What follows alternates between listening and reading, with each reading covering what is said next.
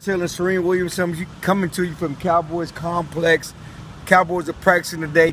Bryant practices today. There's a good chance he plays Sunday against the Seahawks for the first time since suffering a fractured bone in his foot in week 1. Yeah, you know, they're 1-4 without him, and they've only averaged a little over 200 yards passing without him. And that includes the one game that Romo played without Bryant. So they have not been productive in the passing game. A little over 18 points since he's been out. He's been a big reason this team has suffered on offense since he's been out. He will help Matt Castle. I'm not saying they're just going to turn this thing around all of a sudden because it's going to take him some time to get back into it, but he's certainly going to help this offense. Yeah, they need a playmaker, and we know Dez is one of the premier playmakers in the league. 56 touchdowns in his first 4 seasons in the league.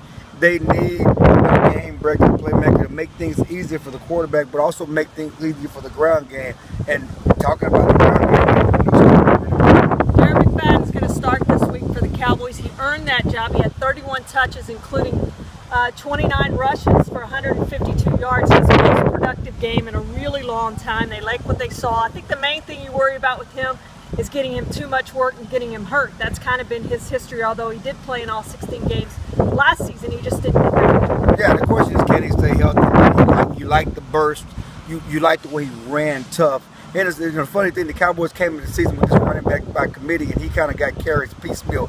He's the type of back that gets better the more carries he gets, and as the game goes along. He certainly showed that last week, and the Cowboys are going to feature him against the Seahawks. Well, I guess we have to end with talking about Greg Hardy. We can't overlook that. It's been a big deal outside the organization, but inside the organization, they've really tried to downplay this thing and say it's not a big deal here.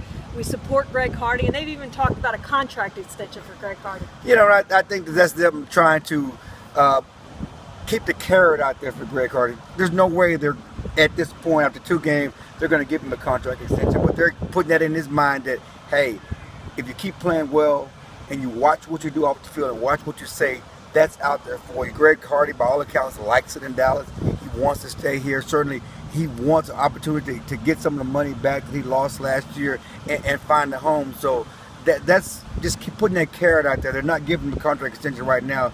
And again, if they were winning, it wouldn't be as big of a deal. But because they're losing and you got this distraction, it is a huge deal outside. Again, the Cowboys need to win. They're in a 4-game losing streak. That starts Sunday. They need to win against Seattle Sunday. We'll see you after the game.